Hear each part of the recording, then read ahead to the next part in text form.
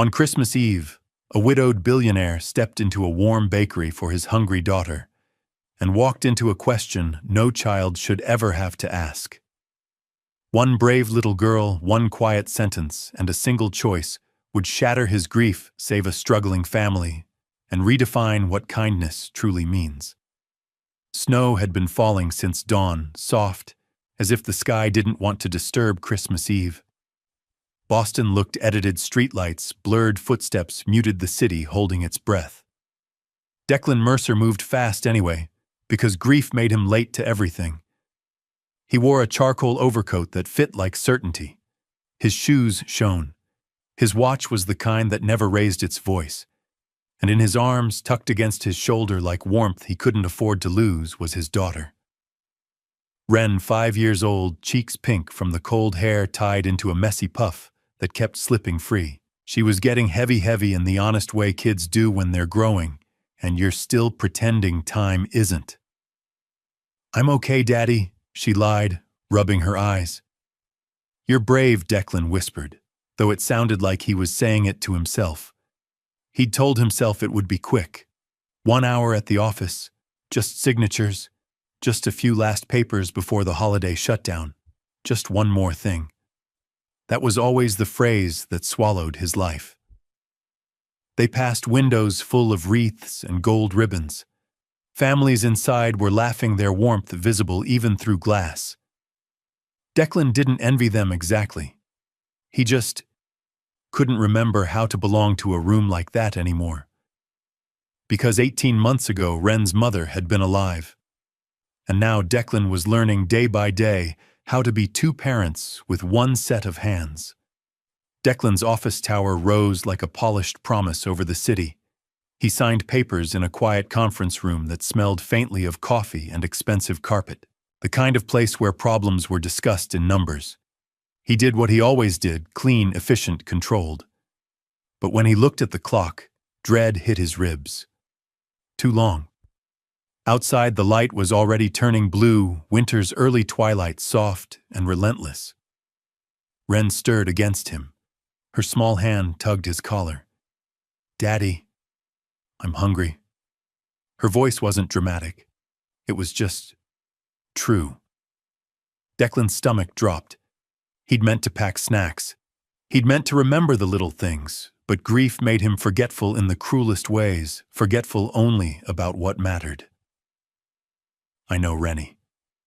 We'll fix it right now," he promised, stepping out into the cold. The wind hit them like a reminder. He scanned the street and saw it a bakery across the way, windows glowing amber like a hearth. The sign read, "Ember and Flower." The decorations were simple but careful, garland soft lights, a tiny paper snowflake taped to the glass, slightly crooked, as if made by a child. It looked safe. It looked like someone inside believed in comfort. Declan crossed the street with Wren held tight like he could carry her straight through every hard thing. He pushed open the door. A bell chimed, and warmth rushed out to meet them like an embrace. The bakery smelled like cinnamon and butter and something sweeter, hope maybe, or the memory of it. Behind the counter stood a woman in a forest green apron over a cream sweater. Dark hair pulled back, hands moving with precise care as if she couldn't afford to waste a single motion. Her face was gentle in a quiet way, but there was fatigue around her eyes, like sleep had been optional for too long. She looked up and gave a professional smile that was a fraction too practiced. "Hi there. Welcome to Ember and Flower," she said. "What can I get you?" Before Declan could answer, a small figure appeared from behind the counter. A girl 7, maybe, wearing a puffy jacket that had lost its puff. Clean but well used. Her hair was tied in 2 uneven braids, and her gaze was startlingly direct. Not rude. Just awake, Mom, the girl said. "Are those customers?" The woman's expression softened instantly. "Yes, Poppy. Sweetheart, can you go finish your coloring in the back? I'll call you when we close." Poppy didn't move. She stepped closer to the display case, eyes flicking from Wren's neat winter boots to her bright scarf, to the way Declan carried himself like he belonged in glossy magazines. Ren suddenly grew shy, burying her face into Declan's shoulder. Declan cleared his throat gently. We just need something quick. She's hungry. What would you like, Ren? He asked, turning her slightly. A cookie, a croissant. Ren peeked out and pointed eyes wide. That chocolate one. Excellent choice, the woman said, reaching for it with tissue paper. Her name tag read, Marin. Declan added, and a black coffee. And 1 cinnamon roll. Marin nodded, moving efficiently, but Poppy kept watching like she was reading a story written on their faces. And something in Declan tightened. Not guilt. Not exactly. More like recognition. Marin totaled the order with a soft, steady voice. Her hands didn't shake much, but Declan noticed the way she held herself careful, like she couldn't afford to fall apart in public. Declan paid. He reached for the bag, and then Poppy spoke. Sir Declan paused and looked down. Poppy's expression was serious in a way that didn't match her small face. Her eyes weren't asking for candy or permission. They were asking for something heavier. Yes, Declan said gently. Poppy glanced at her mother like she knew she wasn't supposed to do this. Then she looked back at Declan, voice quiet but steady. Are you going to throw away what you don't eat? Marin's head snapped up. Poppy, I'm just asking. Poppy insisted, not whining, not begging, just brave. Sometimes people don't finish everything, and if you don't want it. Marin's face flushed fast, embarrassment sparking across it like a match. Sweetheart, no. We don't, Poppy swallowed. My mom didn't eat today. Silence dropped into the bakery like snow sliding off a roof, soft, sudden, unstoppable. Marin's mouth opened and closed once like she'd been slapped by her own life. I'm so sorry, she said, voice cracking. She doesn't mean. Poppy shook her head, eyes bright with determination. I do mean it. She says she's fine, but she gives me the good parts. And she smiles too much. And she thinks I don't know. Declan stood very still.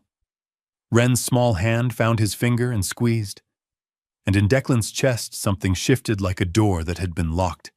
Finally remembered it had hinges. Declan looked at Marin again, really looked. Her sweater was clean but thinning at the elbows. Her apron had flour smudges that suggested she'd been working since before dawn. Her face was pale beneath the warm lights, and her smile wasn't holding up under the weight of this moment. He looked at Poppy's jacket, too small, her shoes scuffed, carefully tied, the way she stood slightly in front of her mother, as if her little body could block the world from hurting her. No child should carry that job. And yet here she was. Declan took a breath. Then he smiled, small, calm, like he wasn't about to change the trajectory of someone's life. You know what he said slowly? I think I ordered wrong. Marin blinked. Sir Declan glanced at Ren. Ren can't eat that whole chocolate croissant by herself. And I'm not actually hungry for the cinnamon roll. I must have been distracted. He lowered Ren to the ground, keeping her hand in his. Ren looked up, confused, but trusted him. Declan held out the bag toward Marin. Would you mind if we left these with you? It seems a shame to waste them. Marin's eyes filled instantly, like the dam was already cracked, and this was just the final tap. You don't have to, she whispered. I know, Declan said, but I want to. Poppy's shoulders loosened the tiniest bit, like her body had been bracing for rejection and didn't know what to do with acceptance. Declan's gaze flicked to the display cases still full of pastries that looked like someone had loved them into existence.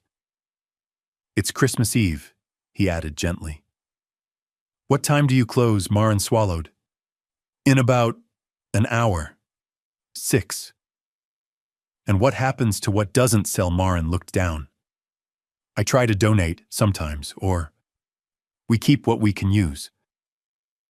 Declan nodded once, like he'd just solved a problem nobody else noticed was killing someone. He heard himself say it. I'd like to buy everything. Marin froze. Everything. Declan's voice stayed even. Everything in the cases. Everything left. That's a lot, Maren stammered. It could be. Whatever it is, I'm paying it, Declan said, already reaching for his card. Poppy's mouth parted. She didn't smile yet. She didn't trust miracles that quickly. Maren's eyes brimmed again. Why would you? Declan looked at Poppy, then back at Maren. Because your daughter asked a question that took courage. Maren pressed her fingers to her lips, as if holding herself together. And because it's Christmas Eve, Declan continued softer now, and no one should be hungry. No one should be alone. His throat tightened. He didn't let it show. He never did. But the truth slipped out anyway, quiet, unpolished. My wife died, he said. And for a while, I didn't know how to keep living like a normal person. I looked fine. I went to work. I said the right things. He nodded toward Wren, who was watching a snowflake melt on her glove. But inside, I was drowning. Maren's tears fell without sound. Poppy stepped closer to her mother's side and tucked her small hand into Maren's apron pocket, possessive, protective. Declan added almost to himself, I know what it's like to be too proud to ask, and too tired to pretend you don't need help. The bakery lights hummed softly. Outside, snow kept falling. Inside, something warm and human unfolded, one honest moment at a time. It took 20 minutes to pack the remaining pastries. Boxes slid across the counter. The air filled with the rustle of paper and the quiet rhythm of people working side by side. Declan insisted on full price, then more. Maren tried to refuse, the extra voice trembling. I can't take. Declan shook his head gently. Letting someone be kind isn't a debt. Sometimes it's a gift you honor by accepting. Poppy and Wren sat at a small table splitting the chocolate croissant. Wren offered the bigger half without thinking. Poppy stared at it like it was a test, then she accepted it carefully, as if she'd been taught not to hope too loudly. Wren talked nonstop about Christmas lights, and how snow tasted like cold air, and how she wanted a dog named Marshmallow. Poppy listened quiet at first.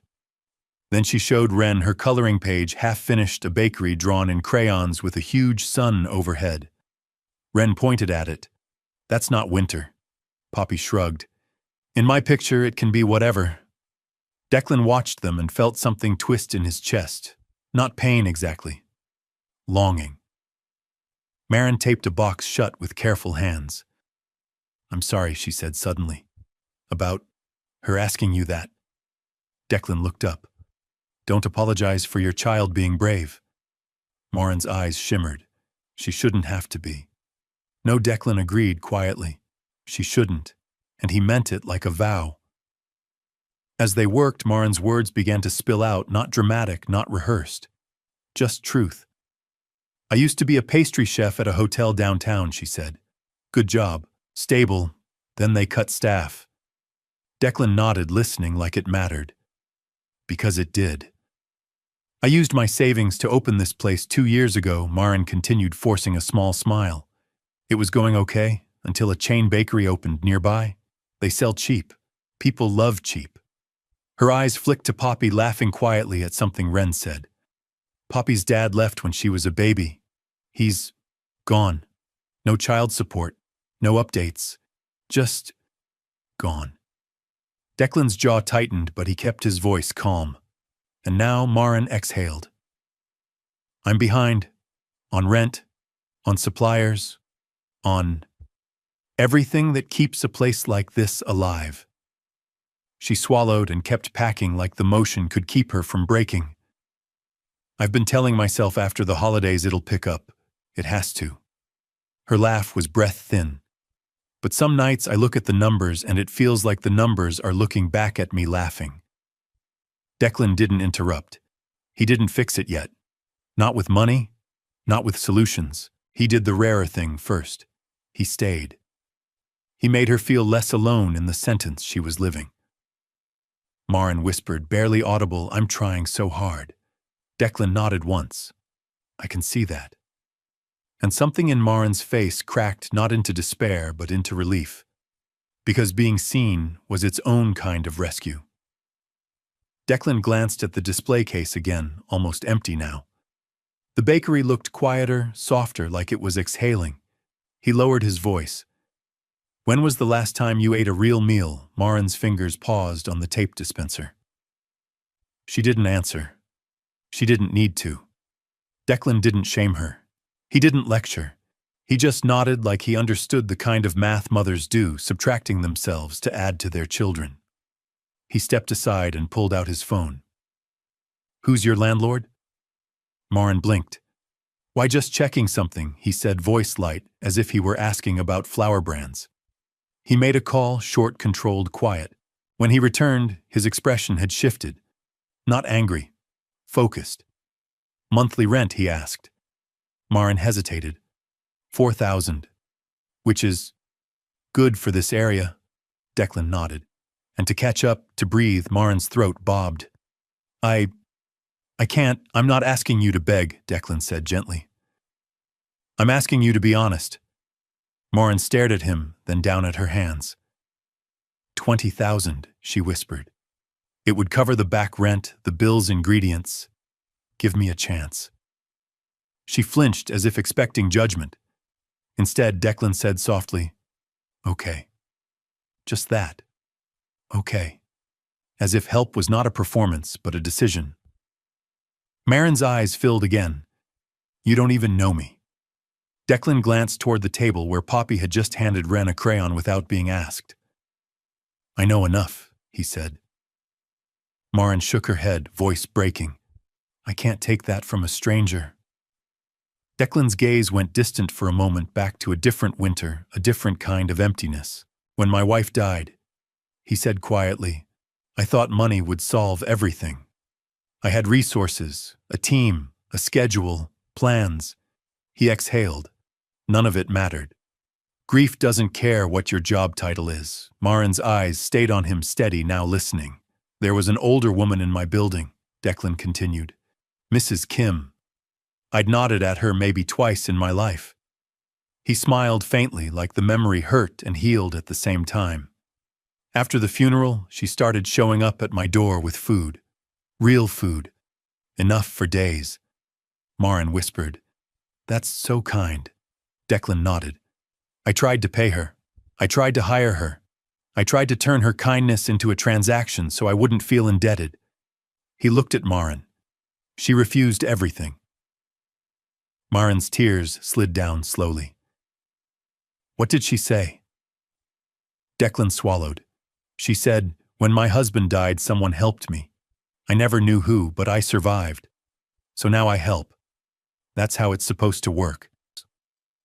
He held Marin's gaze steady and unforced. "So don't think of it as taking," he said. "Think of it as letting the world be what it should be." Marin pressed her hand to her chest, like her heart had become too loud. Declan added softer, "Let me catch you, please." Marin broke, not loudly, not theatrically, just quiet sobs that shook her shoulders like she'd been holding them back for months. Poppy slid off her chair and walked to her mother without hesitation. She wrapped her arms around Marin's waist, squeezing like she could keep her from disappearing. Marin lifted her 7 years old, too big to be carried like a baby, but still small enough to need it. Poppy rested her cheek on Marin's shoulder and whispered something Declan couldn't hear. And Declan had to look away, because it reminded him of Ren clinging to him at night, asking questions she didn't have words for. "Are you still here? Is my world safe?" Ren tugged Declan's sleeve. "Daddy, is the lady sad?" Declan crouched to her height. "Yes, sweetheart. Did we do something bad?" "No," he said firmly, smoothing her hair. "Sometimes people cry because they've been strong for too long, and then someone finally helps." Ren thought about that, serious. "Can we help more?" Declan's chest tightened. "We are." He stood and faced Marin again. "I'm going to have my accountant transfer the funds to your business account." Marin flinched. "I can't." Declan raised a hand gently. "One condition." Maren blinked through tears. What Declan nodded toward Poppy. Someday when you can help someone else. That's it. That's the only repayment. Maren's lips trembled. She nodded. Poppy's eyes lifted to Declan, clear, brave, and suddenly wet. Thank you, Poppy whispered, as if saying it could keep the miracle from leaving. Declan answered softly, You were the brave one. Declan looked at the clock. It's Christmas Eve. Close early. Maren blinked, but business Declan shook his head. You have a child. Go home. Be together. Maren hesitated like she'd forgotten she was allowed to choose rest. Then she nodded, almost dizzy. Declan arranged a car service for the boxed pastries. Too much for us, he said, heading toward a nearby shelter and community pantry. Maren watched him make calls like he was moving pieces on a chessboard. But this time the game wasn't profit. It was people. Wren and Poppy stood by the tiny Christmas tree in the corner, ornaments shaped like little breads. Poppy pointed at one shaped like a croissant. My mom made those, Poppy said quietly. Wren's eyes widened. Your mom is like a Christmas wizard. Poppy almost smiled. She's just, my mom. Wren reached into her pocket and pulled out a small candy cane, slightly bent wrapper, crinkled. My mom used to put these in my coat, Wren said, voice softer. Now Daddy forgets sometimes. Declan's throat tightened, but he didn't interrupt. Wren held the candy cane out to Poppy. You can have it. Poppy stared at it, then accepted it carefully. Thank you. Wren nodded like it was obvious. That's what you do. Declan watched the two girls, and the ache inside him shifted into something else, something warmer. Like maybe grief didn't have to be the only thing that lasted. As they prepared to leave, Poppy approached Declan with hesitant steps. Her hands were clenched at her sides like she was gathering courage again. Mr. Mercer, she said. Declan crouched immediately, meeting her eye level. Yes, Poppy, Poppy swallowed. Thank you for helping my mom. She works really hard, and she tries to make sure I don't know when she's worried. Her voice cracked, but she kept going. But I know. I always know. Declan's heart clenched. He didn't correct her. He didn't say children shouldn't carry that. He just honored it. You're a good kid, he said. Not because you notice, but because you love her enough to care. Poppy blinked fast. Mom says courage is being scared and doing the right thing anyway. Declan nodded. Your mom is right. He reached into his wallet and pulled out a business card, black, minimal, crisp. He handed it to Poppy like it was something sacred. Keep this, he said. When you're older, if you ever need advice or help with school or just someone to talk to, you can call me. Deal, Poppy held the card with both hands. Deal, she whispered. Wren ran up, bouncing on her toes. Daddy, can Poppy be my friend? Declan looked at Maren. Maren's smile appeared through tears, small, real. I'd like that, she said. Declan nodded. Then yes, absolutely. Two little girls grinned at each other like the world had just widened, and maybe it had. As Declan guided Wren toward the door, Maren called out, voice trembling but steadier now. Declan, can I ask you something? He turned. Of course.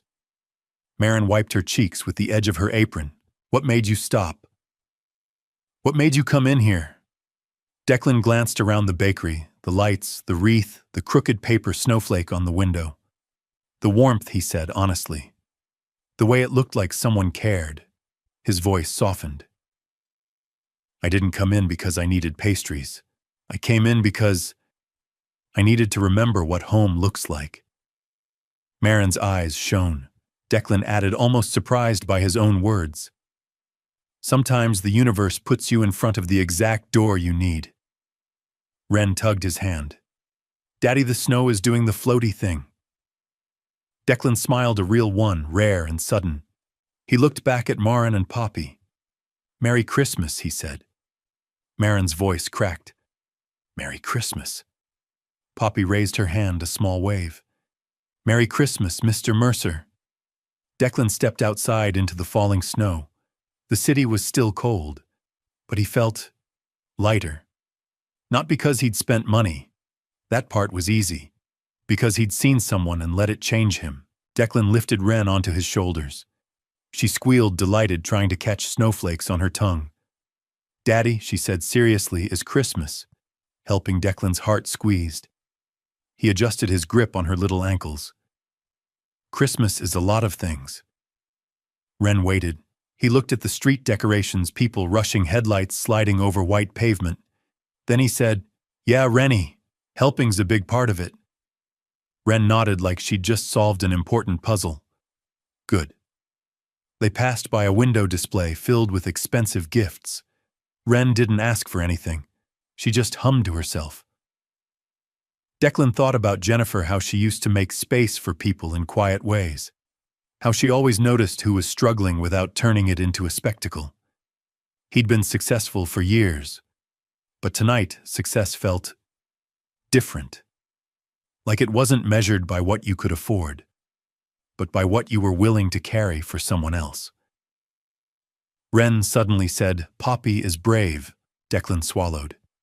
"Yes, she is. And her mom is brave too." Declan nodded. "She is." Wren leaned forward, hugging his head from above. "Daddy, you're brave." He almost stopped walking, because that word brave had felt impossible for him lately. He kept moving anyway, snow landing on his eyelashes. "Thank you," he whispered. "I'm trying." That night, the city didn't feel festive. It felt suspended, like Boston was holding its breath under the weight of snow and soft yellow streetlights. Declan Mercer carried Wren up the stairs to their apartment with the careful focus of a man handling something precious and breakable. She'd fallen asleep in the car ride home, warm cheek pressed against his coat, fingers still curled around an invisible piece of the day. Declan paused at her bedroom door, watching the rise and fall of her small chest. 5 years old, so alive, so trusting. And somehow, even now, she carried the quiet shadow of what they'd lost. He tucked her in, pulled the blanket to her chin, brushed the hair off her forehead the way Jennifer used to. "Night, Rennie," he whispered. Her eyelids fluttered. "Daddy, I'm here."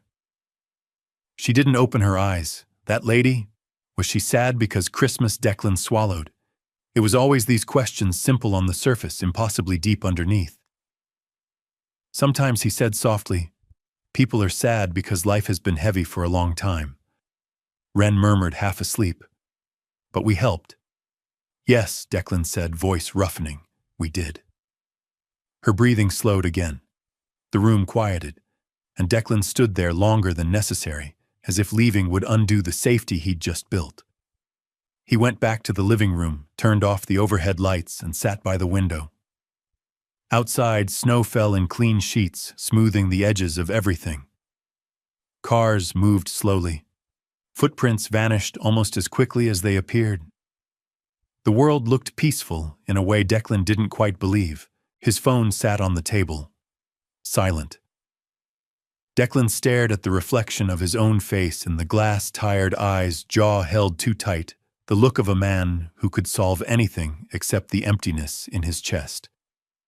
He thought about ember and flour, the bell on the door, the warmth, the smell of cinnamon, the tiny paper snowflake taped crookedly to the window. He thought about Marin Vale's hands, how careful her movements were, like one mistake would cost her something she couldn't afford. He thought about her eyes filling when Declan offered kindness without turning it into a spectacle. He thought about the way her voice had cracked when she tried to apologize for Poppy's question. And then Poppy. 7 years old, standing straight in a too-small jacket, asking the kind of question children aren't supposed to know how to ask.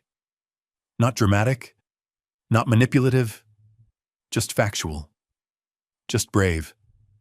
"My mom didn't eat today." Declan pressed his fingertips to his brow. He could still hear it, like it had been spoken directly into his bloodstream. He'd spent years in rooms where people negotiated millions without flinching. He'd watched grown adults posture and threaten and perform, call it strategy, call it business. None of it had unsettled him the way a child's honest sentence had, because Poppy hadn't asked for luxury. She'd asked if her mother could eat. Declan exhaled slowly, as if he'd been holding his breath since Jennifer died. The phone buzzed. His body jolted an instinctive reaction to any sound in a quiet room. He glanced down. "Marin, we're home." Declan's throat tightened before he even read the rest. Mar and Poppy ate dinner. Real dinner. She asked if she could have seconds, and then looked at me like she didn't believe she was allowed. "Marin, she's asleep now. Warm, full, safe." Declan blinked hard. Something in his chest loosened just slightly, like a knot recognizing it didn't have to stay knotted forever. Another message arrived. "Marin, I'm crying again. Happy tears, I swear. Marin, I don't know how to explain what you did without sounding dramatic, but you didn't just buy pastries. Marin, you gave us breathing room. Breathing room." Declan stared at the words like they were a door he'd been looking for. He thought of himself 18 months ago, barely functioning, moving through days like a man trapped underwater. He thought of Mrs. Kim's meals left at his doorstep, silent, steady, life-saving. He thought about how money had never fixed grief, but how kindness had kept him alive long enough to survive it. The screen lit again. "Marin, you changed our lives tonight. Marin, I promise I'll pay it forward. I promise." Declan's vision blurred. He didn't move. He didn't wipe his eyes immediately. He just sat there letting it happen, letting the emotion exist without controlling it, because he'd been controlled for so long. He typed slowly, carefully, like every word mattered. "Declan, Merry Christmas, Marin." "Declan, I'm glad you're home. I'm glad she's full." "Declan, and you didn't need saving. You needed someone to see you." He paused, thumb hovering. "Declan, you're already the kind of person who helps others. Declan, you raised a daughter brave enough to speak up and kind enough to love you out loud. That's everything that matters." He sent it. The room went quiet again. Snow continued falling as if it had nothing to do with him. Declan set the phone down and stared out at the city lights. For the first time in months, the heaviness didn't feel like it was winning. Not because grief was gone, but because hope had dared to enter the room. And that he realized was how you survived. One small message at a time. Declan didn't go to bed right away. He stood up and walked toward the mantel where a framed photo sat Jennifer smiling softly, newborn Wren in her arms. The picture was bright in a way life no longer felt.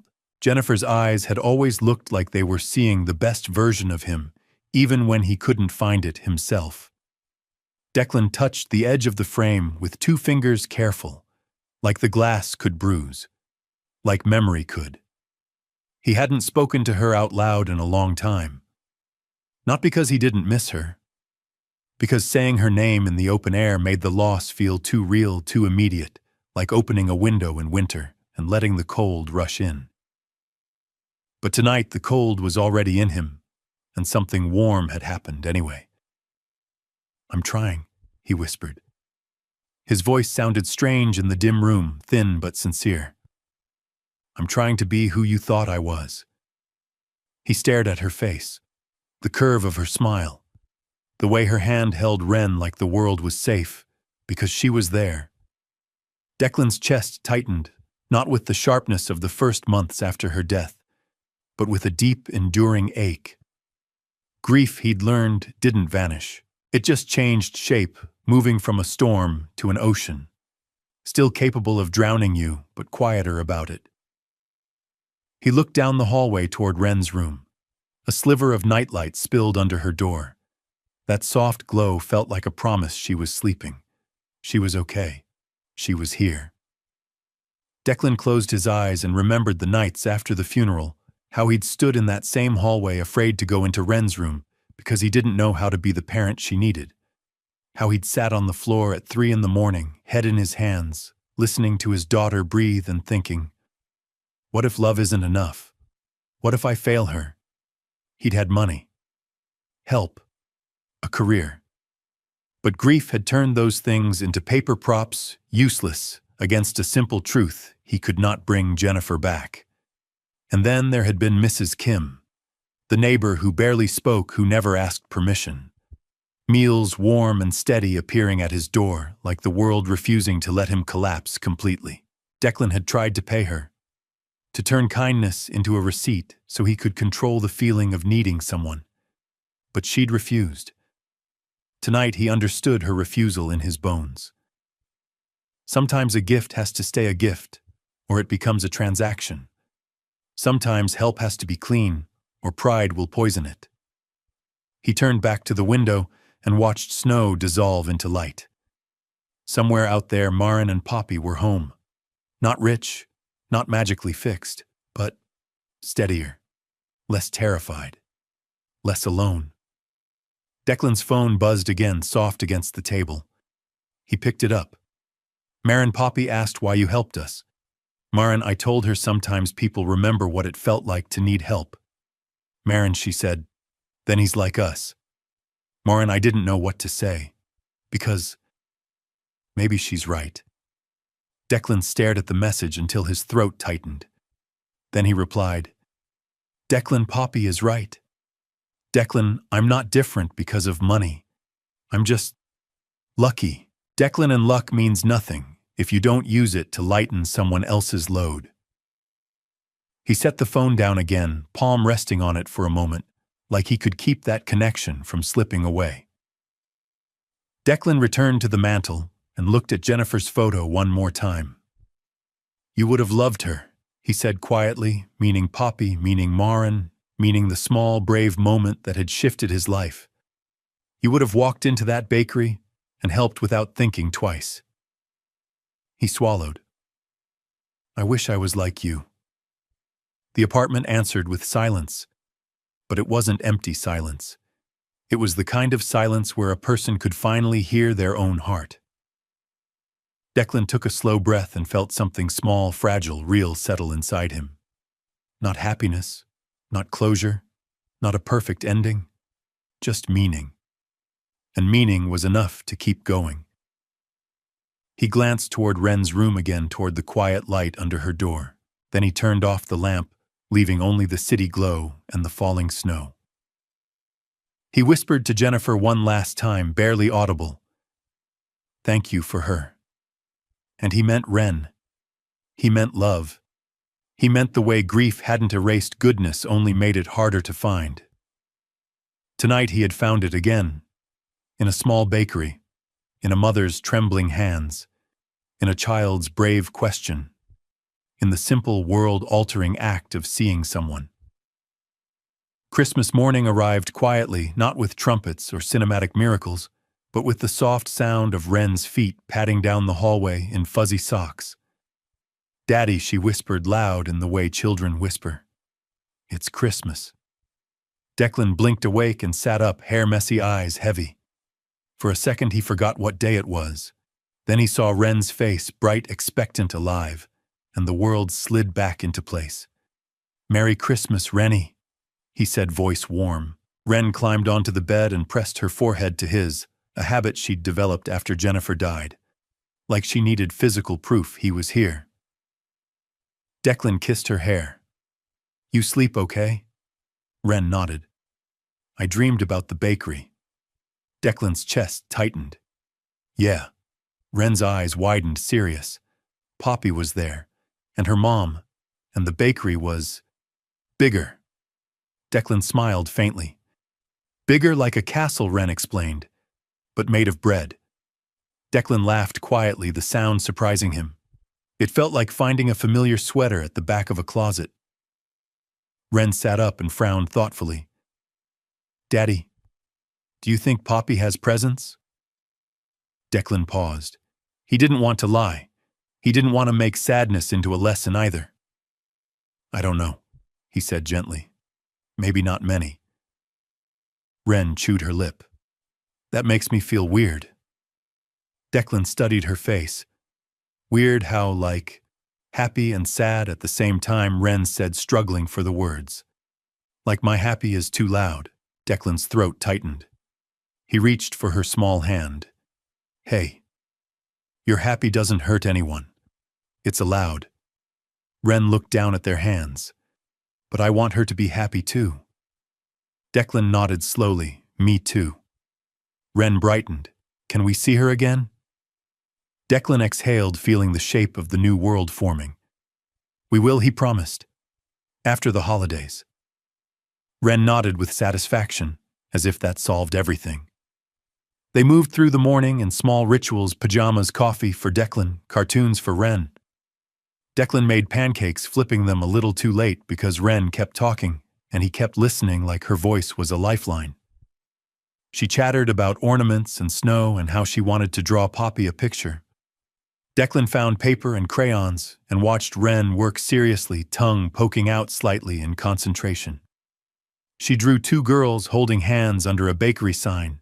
She drew falling snow. She drew a big sun in the corner anyway, Declan said. It's snowing and sunny. Ren shrugged. In my picture, it can be both. Declan swallowed hard. He understood that instinct.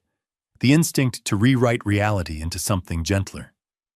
Later, while Ren opened a few simple gifts books, a scarf, a stuffed bear, Declan had ordered weeks ago, Declan found himself thinking about payment. Not money, not the transfer he'd arranged. The other payment, the one he'd asked for. A promise. He remembered Marin's face when he said it. Someday help someone else. He remembered Poppy's eyes, wet but steady. Declan realized the point wasn't to create debt. It was to create a chain. A cycle. Mrs. Kim had fed him when he was drowning. He had fed someone else.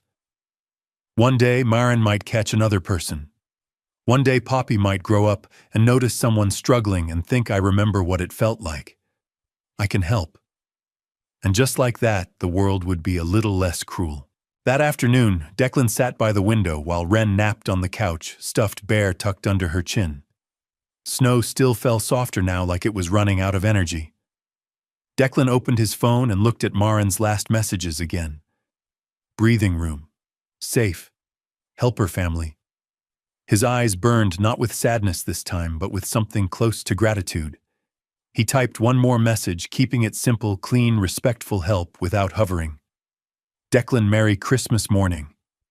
Declan, no need to respond. Just thinking of you both. Declan, I'm glad you're warm. A few minutes later, the reply came anyway. Marin, Merry Christmas. Marin, Poppy is drawing right now. She says she's making a thank you picture. Marin, I told her she doesn't owe anything. Marin, she said it's not owing. It's love. Declan stared at the screen. Then he set the phone down and closed his eyes. Outside, the snow continued its quiet work, covering sharp edges, making the city look softer than it was. Inside, in a small apartment, a father who had been drowning felt his head rise above water. Not because life had become easy, because love had found him again. In the simplest way. One brave question, one open door, one act of kindness that didn't ask for applause. Just a world trying quietly, stubbornly, to be what it should be. The week after Christmas, the city thawed in tiny, stubborn ways. Not the weather, Boston stayed cold, but the feeling of it. The streets were still white at the edges, still glittering under streetlights. Yet Declan Mercer moved through them like a man who'd remembered how to breathe. He didn't turn Marin Vale's life into a headline. He didn't send cameras. He didn't post anything. The help stayed where it belonged, quiet, respectful, clean. On Monday morning, he instructed his accountant to process the transfer exactly as promised. No public fuss, no humiliating paperwork, no charity language. It went into the bakery's business account like oxygen entering a room. Marin texted him that night. I paid the landlord. I paid suppliers. I ordered real ingredients again. Butter that tastes like butter. Chocolate that doesn't feel like a compromise. Declan sat in his office reading the message twice. His chest tightened the same way it had when Poppy said her mother hadn't eaten. Except now the tightness had a different flavor. Relief. Another message came. Poppy asked if we're safe now. I told her we're safer. She nodded like she was checking a box in her heart. Declan stared at the word safe until it felt like it had weight. He thought about Wren's forehead pressed to his each morning like she needed proof he was real. He thought about Poppy standing in front of her mother like a shield. Two girls, the same age bracket in childhood years, yet living two completely different realities. Declan didn't save Marin. He refused that framing in his mind. He was simply doing what Mrs. Kim had done for him, showing up where the world had been absent. He made one more call, not to control, but to support. He connected Marin with a small business advisor. He trusted someone discreet, someone practical, someone who would treat her like an entrepreneur, not a sob story. When Marin thanked him again, Declan replied with one sentence. Let this be yours. I'm just holding the door. On Friday, they met at a small park neutral ground, simple and safe. Wren came bundled like a marshmallow in a red coat. Poppy arrived with Marin, her braids tighter than last time, her jacket still worn, but cleaner, as if hope had finally given them a reason to try. The girls spotted each other and ran, hesitating only a half-second before committing fully. Their laughter rose into the cold air like something brave. Marin stood beside Declan, hot chocolate warming her hands. I keep waiting for something to go wrong, she admitted softly. Like the universe will change its mind. Declan watched the girls. The universe didn't change its mind, he said. A person made a choice. Marin's eyes shimmered. So did my daughter. Declan nodded. Yeah, she did. Poppy wandered back from the swings with careful steps, cheeks pink from cold and motion. Wren chased after a bird near the fence, laughing like the world had never hurt her. Poppy stopped in front of Declan and lifted something in both hands. His business card. Still crisp. Still unbent. Like she'd been keeping it in the safest place she knew. I kept it, Poppy said, voice quiet and serious. Declan crouched, automatically meeting her at eye level. I'm glad. Poppy looked down, then up again, eyes steady in that too-grown way that made Declan's heart tighten. Do grown-ups get scared? She asked. Declan didn't smile it off. He didn't treat it like a cute question. He answered it like it mattered. All the time, he said. Poppy's brows pulled together. Even you, Declan nodded. Especially me. Poppy thought about that, her mouth slightly open as if her brain was rearranging the world. Then why do you do stuff anyway? Declan glanced at Marin, who was watching from a bench, hands wrapped around her cup, like she was warming more than her fingers. He glanced at Wren, bright, loud, alive, trying to feed a squirrel imaginary cookies. Then he looked back at Poppy. Because being brave isn't about not feeling scared, he said softly. It's about doing the right thing while your hands are shaking. Poppy's gaze flicked to her mother, then back to him. My mom's hands shake sometimes. Declan's throat tightened. Yeah, he said. I noticed. Poppy swallowed as if she were about to confess something. I said that thing in the bakery because I didn't know what else to do. Declan held her gaze. You did exactly what you needed to do. Poppy's chin lifted. I'm not going to let my mom be alone. Declan nodded once, slow and certain. And you shouldn't have to. Not like that. Poppy hesitated, then asked, when I'm big, can I be a helper too? Declan felt something warm spread through his chest, gentle and sharp at the same time. You already are, he said. But yes, absolutely. Poppy stared at him for one more beat, then held out her pinky finger. A contract in childhood language. Declan hooked his pinky with hers, careful, solemn. Deal, she whispered. Deal, he answered. Poppy let out a tiny breath, like she'd been carrying it for months, then turned and ran back to Wren, lighter, faster, laughing. Declan stayed crouched for a moment, watching. Because that was the moment he understood this wasn't just about money. It was about rewriting what children learn the world is allowed to be. That night, Declan sat by his window again, the way he always did when the apartment got quiet. Boston glowed outside streetlights haloed by snowfall cars moving slowly, like they were afraid to disturb the peace. In the next room, Wren slept with her stuffed bear tucked under her chin. The sound of her breathing was steady, soft, certain. It felt like a blessing. Declan turned his phone over in his hands and thought about the bakery door. The bell, the warmth, the scent of cinnamon, the crooked paper snowflake that had looked like a child's signature. He thought about the exact moment everything shifted, a 7-year-old girl asking a question that didn't belong in her mouth. Not for attention, not to shame anyone, just because she loved her mother enough to risk embarrassment. "My mom didn't eat today." Declan closed his eyes. The sentence still lived in him, but now it lived beside another truth.